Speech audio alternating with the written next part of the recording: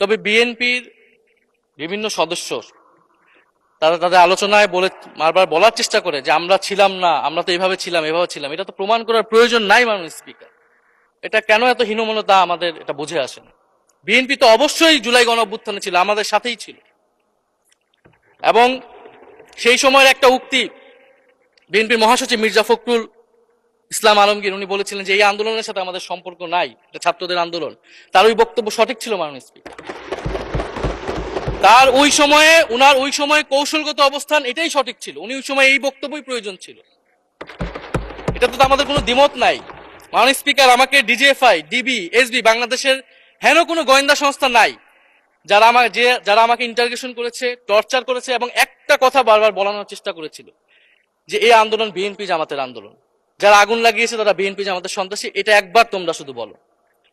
DB অফিসের শেষ পর্যন্ত আমরা বাধ্য হয়েছি আন্দোলন স্থগিতের ঘোষণা দিতে, কিন্তু কখনো এই কথাটা মাননীয় স্পিকার আমরা বলিনি। ফ্যাসিবাদ বিরোধী রাজনৈতিক দলের নেতাকর্মীকে আমরা আন্দোলনের সময় থেকে এখন পর্যন্ত কখনো আমরা অস্বীকার করিনি।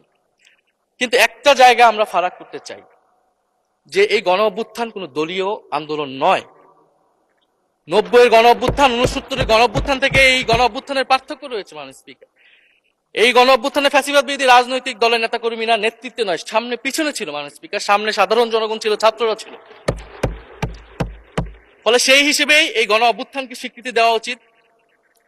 এখন যদি বলা হয় যে অমুকের নেতৃত্বে এই গণ অভ্যুত্থান হয়েছে, আমাদের লোকেরা এই গণ অভ্যুত্থান করেছে, এটা মাননীয় স্পিকার এই গণ অভ্যুত্থানের সাথে যারা সাধারণ মানুষ নেমেছিল, যারা শহীদ হয়েছে তাদের সাথে মাননীয় স্পিকার বিশ্বাসঘাতকতা করা হবে।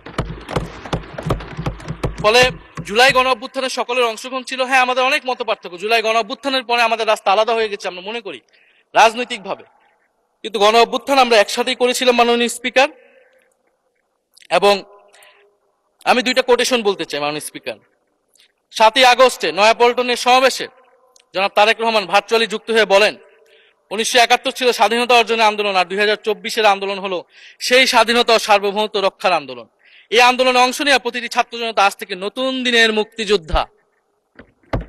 মাননীয় স্পিকার, মুক্তিযুদ্ধের সাথে আমরা তুলনা করছি এই জায়গা থেকে, কারণ আমাদের কাছে এটা প্রায় যুদ্ধ সময় একটা পরিস্থিতি ছিল।